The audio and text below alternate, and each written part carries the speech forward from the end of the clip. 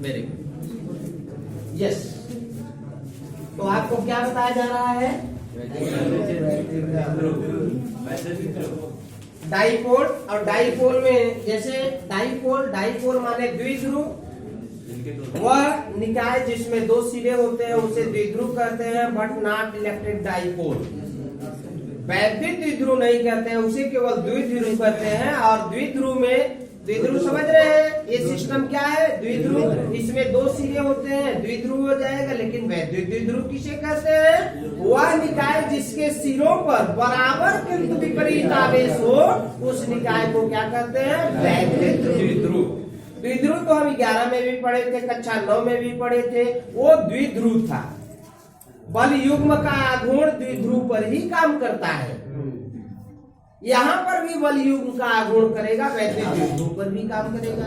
तो वैद्युत द्विध्रुव किसे कहते हैं? वह निकाय जिसमें दो सिरे हो तथा दोनों सिरों पर बराबर किंतु विपरीत आवेश हो, उसे क्या कहते हैं? वैद्युत द्विध्रुव कहते हैं। कुछ भी आवेश ले सकते हैं, लेकिन वो क्या होगा? परिमाण में बराबर बट अपोजिट। ये डाइपोल हमारा हो जाता है, ये डाइपोल हो जाता है।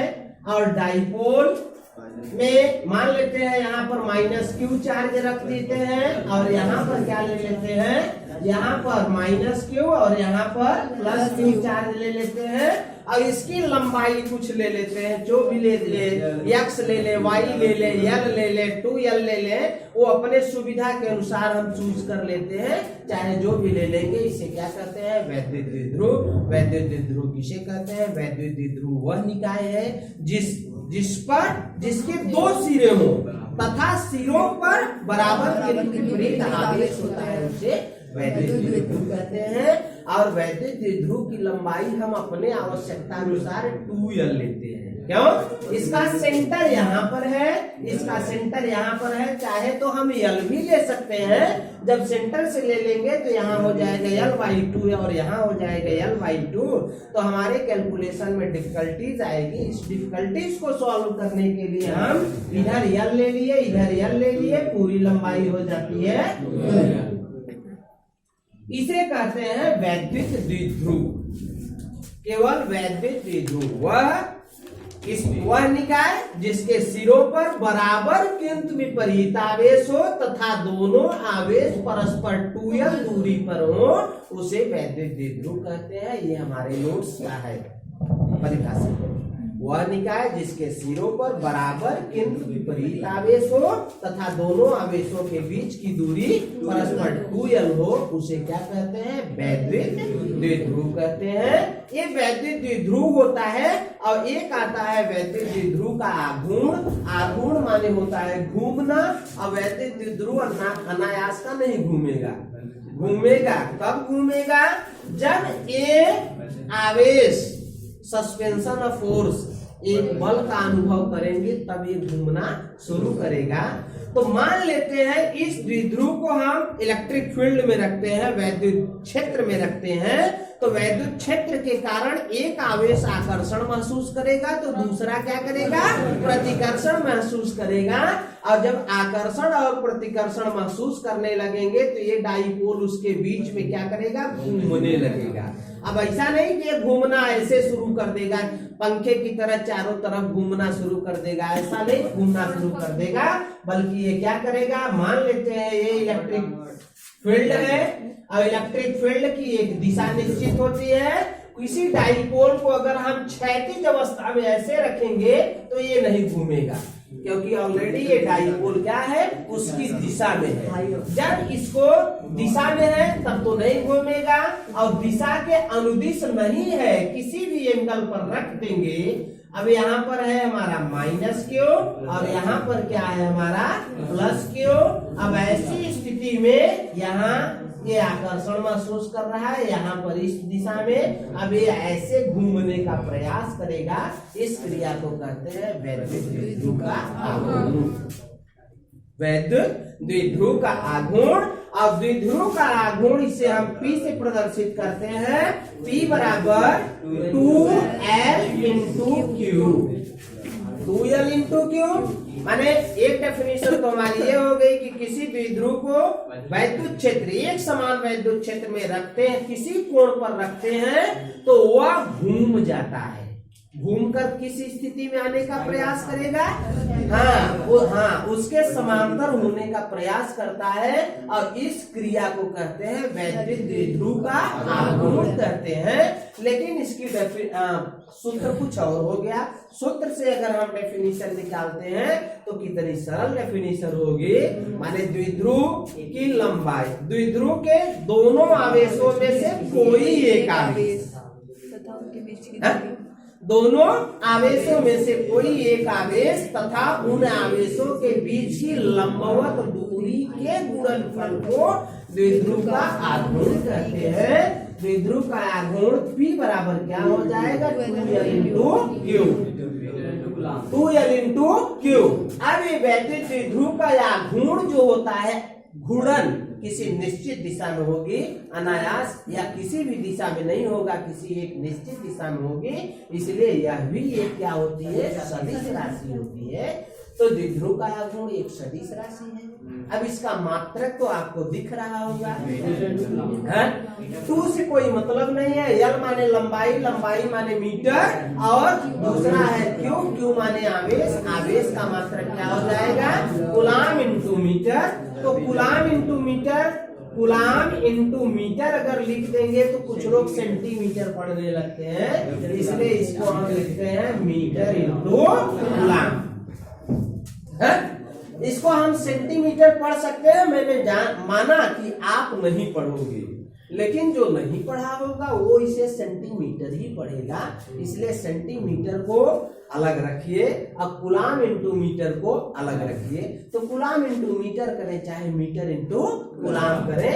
अब यहाँ से भी हम इसका, ये तो हो गया हमारा क्या, एसआई पद्धति में मात्रक मीटर इंटू कूलाम, और एम के एसआई पद्धति में क्या हो जाएगा, मीटर का मीटर, कूलाम का हो जाएगा एम्पियर इंटू सेकेंड। तो यही हो गया। अब यहाँ से अगर हम बीमा निकालते हैं तो क्या हो जाएगा, बीमा हो जाएगा मीटर माने एल टी ए, ये द्विध्रुव आघूर्ण की क्या हो जाती है, बीमा, ठीक ना। द्विध्रुव किसे कहते हैं, द्विध्रुव अलग चीज है, द्विध्रुव का आघूर्ण अलग चीज है। वैद्युत द्विध्रुव अलग चीज, वैद्युत द्विध्रुव का आघूर्ण अलग चीज। जब तक इसे हम वैद्युत क्षेत्र में नहीं रखेंगे तब तक इसमें घुमाव की स्थिति नहीं उत्पन्न होगी। ये हमारा केवल है इलेक्ट्रिक डाइपोल, और ये है moment of dipole, moment of dipole, momentum of dipole.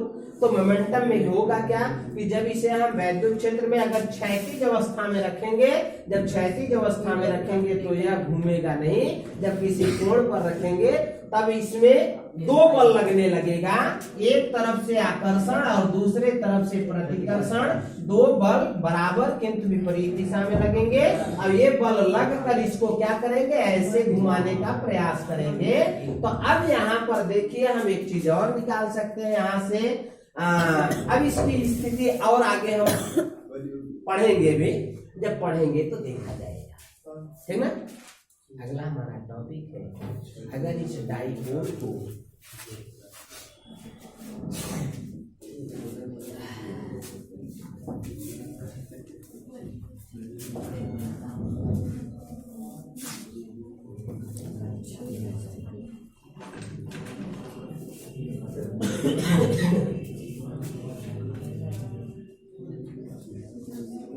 ये देखिए, चाहे ऐसे बना दीजिए चाहे ऐसे बना दीजिए, ये है डाइपोल।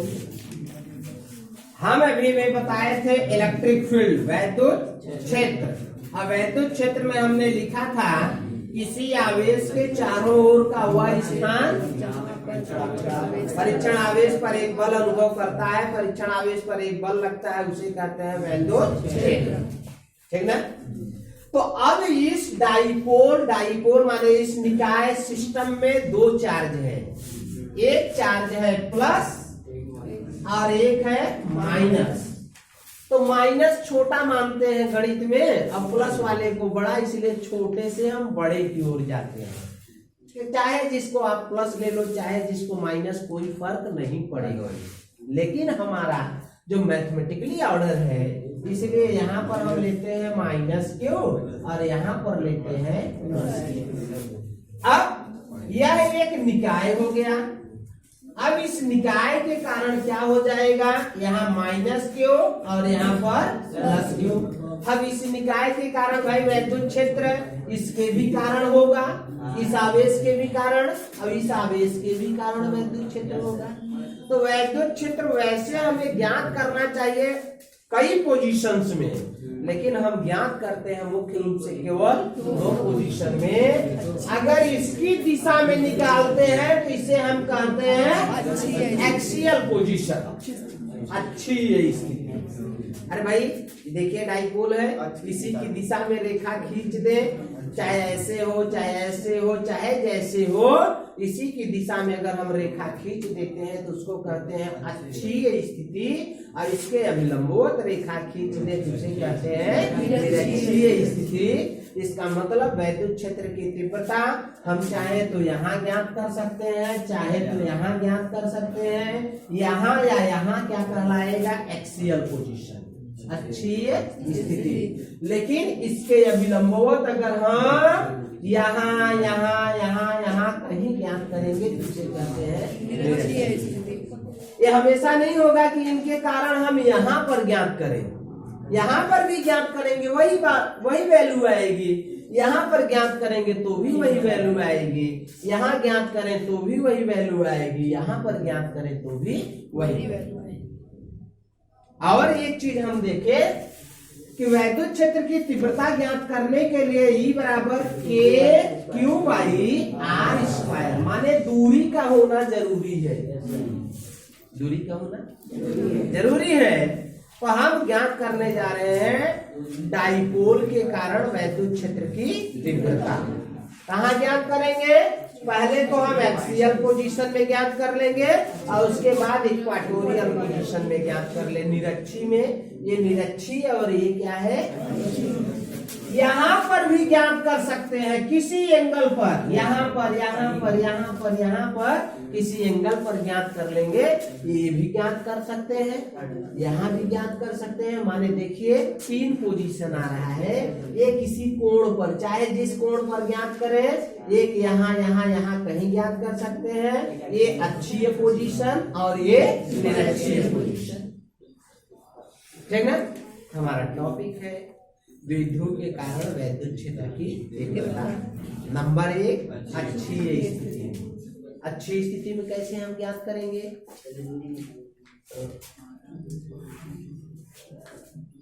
तबीयत थोड़ा डाउन है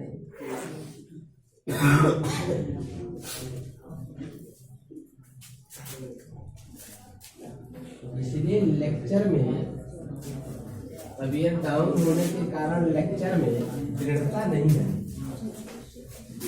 पहला किस पोजीशन में ज्ञात कर रहे हैं, अक्षीय स्थिति, अक्षीय स्थिति में ई ज्ञात कर रहे हैं। ई माने वैद्युत क्षेत्र की तीव्रता या वैद्युत क्षेत्र। अब ये हमारा क्या है, डाइपोल, मान लेते हैं डाइपोल ए भी है।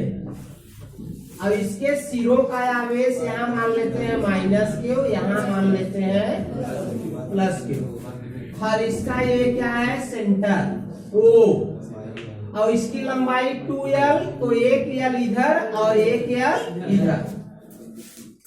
हमेशा डाइपोल की लंबाई अभी इंटरमीडिएट में हम 2l मानेंगे। आप कहीं जाएंगे फाउंडेशन करने, कोचिंग करने, तो वहां x y z में भी निकाल देंगे। क्वेश्चन में अगर मान लेते हैं कुछ और पदों में दिया तो कोई दिक्कत नहीं है, सब कुछ वही, कुछ अलग नहीं होगा, हमेशा वही होगा। अरे x मानेगा तो x/2 होगा, l मान लेगा, कुछ भी मानेगा तो उससे कोई दिक्कत नहीं। अब देखिए अब इसका फाउंडेशन क्या बनाएंगे हम, स्टेटमेंट क्या मानेंगे, माना कोई डाइपोल ए बी के सिरों का आवेश माइनस क्यू, कॉमा लगाते हैं, या प्लस माइनस क्यू, माने एक पर माइनस क्यू दूसरे पर प्लस क्यू, के बीच की दूरी, हमारे नोट्स में ऐसा लिखा है के बीच की दूरी 2l है, का केंद्र, माने कई सेंटेंस एक में जोड़ दिए हैं, माना द्विध्रुव ए बी के सिरों का आवेश प्लस क्यू माइनस क्यू की लंबाई 2l का केंद्र, देखो कई सेंटेंस, 3 सेंटेंस जोड़े हैं, हम अलग अलग लिखेंगे, द्विध्रुव किसी द्विध्रुव ए बी के सिरों का आवेश प्लस क्यू माइनस क्यू है, दोनों आवेशों के बीच की दूरी 2l तथा द्विध्रुव का केंद्र या मध्य बिंदु O है, O से R दूरी पर, कितना R दूरी पर, कैसे, अक्षीय स्थिति में, यहाँ पर इसका अक्षीय स्थिति देखिए, यहाँ पर आ गया, यही मान लेते हैं बिंदु P पर वैद्युत क्षेत्र की तीव्रता ज्ञात करनी है, ठीक ना, वैद्युत क्षेत्र की तीव्रता ज्ञात करनी है, तो प्लस क्यू वाले के कारण तीव्रता देखिए E1, भाई प्लस वाले की हम बताए थे बाहर की ओर, अब माइनस वाले की इसके अंदर की ओर, आवेश की ओर होगा, इसलिए यहाँ E2 इधर हो गया, E2 कोई दिक्कत, ठीक ना, इस आवेश के कारण तीव्रता अंदर की ओर और इस आवेश के कारण तीव्रता, एक टू बाहर एक टू इधर, दोनों विपरीत दिशा में है, परिणामी जब निकालेंगे तो घट जाएगा, अब दोनों एक ही दिशा में होते तो परिणामी निकालते तो जुड़ जाता, ठीक ना। अब हमें ज्ञात करने के लिए देखिए यहाँ पर हम अभी फार्मूला बताए थे, E बराबर के क्यू बाई आर स्क्वायर, आवेश से उस बिंदु की दूरी ज्ञात होना जरूरी है, तो इस आवेश से इसकी दूरी, इस बिंदु P की दूरी, ये बिंदु P की दूरी, ये देखिए यहाँ से यहाँ तक R है, तो यहाँ से यहाँ तक क्या हो जाएगा, ये L कम कर दो, R माइनस, वेरी गुड, सही है। अब इस आवेश से इसकी दूरी क्या हो जाएगी, R प्लस L, क्यों जी, R प्लस L, दूरी आ गई। अब हम निकालेंगे प्लस Q के कारण तीव्रता E1 माने हैं, और माइनस Q के कारण तीव्रता E2, E2 अंदर की ओर, E1, वेरी गुड। अब यहाँ हम लिखेंगे प्लस Q के कारण P पर या बिंदु P पर तीव्रता सीधे लिख रहे हैं, तीव्रता E1 बराबर 1/4 पाई एप्सिलॉन नॉट Q बटे R माइनस L का, भाई आपने यही देखा E बराबर के क्यू बाई आर स्क्वायर, माने दूरी का स्क्वायर, तो दूरी हमारी यहाँ से क्या है, R माइनस का होल स्क्वायर, इधर है भैया ये समीकरण एक, बाहर की ओर, ऐसा हमारे नोट्स में बिल्कुल डिटो लिखा है। फिर ये तो प्लस क्यू के कारण वो निकाले, माइनस वाले का निकाले, माइनस क्यू के कारण बिंदु P पर तीव्रता E2 बराबर, इसको हटा दे क्या, के कर दे, जाएगा 1/4 पाई एप्सिलॉन 0, तीव्रता निकालने के लिए चिन्ह रखना जरूरी नहीं है, लगा भी सकते हैं नहीं भी लगा सकते हैं, अब यहाँ से उसकी दूरी क्या है, r प्लस यल द, ये हो गया दूसरा, अंदर की P पर नेट तीव्रता, अब देखा एक तीव्रता उधर एक तीव्रता इधर, अब इन दोनों में देख लो भैया कौन बड़ी है, जिसका हर बड़ा वो छोटा, जिसका हर छोटा वो बड़ा, कौन छोटा है, इसका हर, ठीक ना, बड़ा और इसका हर छोटा, इसका मतलब एक तीव्रता ज्यादा और एक तीव्रता कम है, तो ये हमारा हो जाएगा E बराबर E1 माइनस E2, ठीक ना। तो परिणामी भाई ये ज्यादा है तो नेट तीव्रता बाहर की ओर काम करेगी, इधर काम करेगी बाहर की ओर। E बराबर, अब देखिए 1/4 पाई 1/4 पाई दोनों जगह है, अब इसके जगह हम K लिखने जा रहे हैं, K कॉमन ले लें,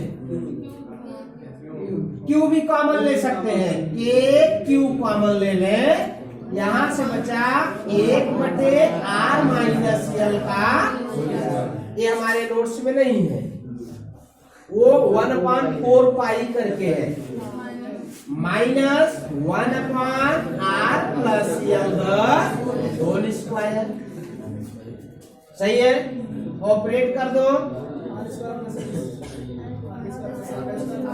इसका गुणा इसमें और इसका गुणा, E बराबर K Q R plus L whole square minus R minus L बटे,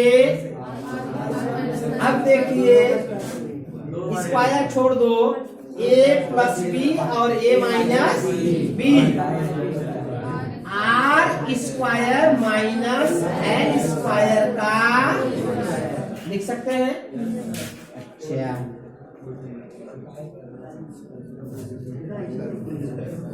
ठीक। E बराबर K Q, इसको तो ऑपरेट करना ही पड़ेगा, ठीक ना। अब एक चीज और लगा सकते हैं, A square minus B square, A plus B A minus, वहां से भी आ जाएगा, तो हम A प्लस B का whole square, R square plus L square plus 2RL minus R square, भाई माइनस है, सबको चिन्ह बदल देगा, R square minus L square plus 2RL बटे R square minus L square का होल स्क्वायर। देखो कुछ कट रहा है, A माइनस A प्लस,